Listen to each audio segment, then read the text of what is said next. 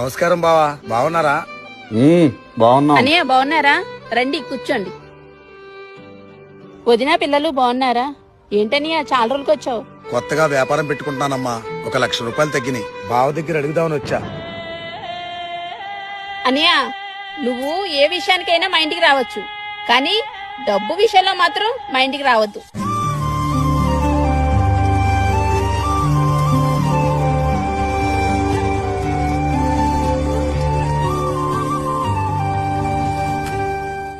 చెల్లిని అంత బాగా చూసుకున్నావు కదరా, ఇప్పుడు అలా మాట్లాడుతుందేంట్రా తను? అరే, డబ్బుతో కొనలేనివి కొన్ని ఉంటాయి. అమ్మా నాన్న, తోడ పుట్టినోళ్ల ప్రేమలు. నీకు చెల్లి మాటల్లో కోపం కనిపించిందేమో, నాకు ఆ కోపం వెనకాలన్న ప్రేమ. నా అన్నయ్య తన భర్త ముందు తగ్గకూడదన్న ఆరాటం కనిపించింది. అదా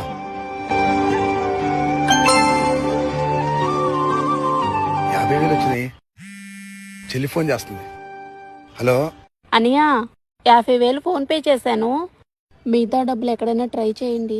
సరే అమ్మా. బావ డబ్బుల దగ్గర ఖచ్చితంగా ఉంటాడు, మళ్ళీ నిన్నేమన్నా అంటాడేమోనని నా అన్నయ్య ఎవరి దగ్గర తగ్గకూడదని నేనే కోపడ్డాను. అన్నయ్య నన్ను క్షమించండి అన్నయ్య. అయ్యో, ఎందుకమ్మా అలా అంటావు? సరే అమ్మా, ఉంటాను. అదిరా మా చెల్లంటే. ఇదేం బావనే.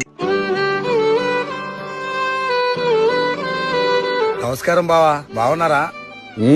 బాగున్నా. అన్నయ్య బాగున్నారా? రండి కూర్చోండి. వదినా పిల్లలు బాగున్నారా? ఏంటన్నయ్య చాలా రోజులకి వచ్చావు? కొత్తగా వ్యాపారం పెట్టుకుంటున్నానమ్మా. 1,00,000 రూపాయలు తగ్గినాయి. బావ దగ్గర అడుగుదామని వచ్చా. అన్నయ్య నువ్వు ఏ విషయానికైనా మా ఇంటికి రావచ్చు, కానీ డబ్బు విషయంలో మాత్రం మా ఇంటికి రావద్దు.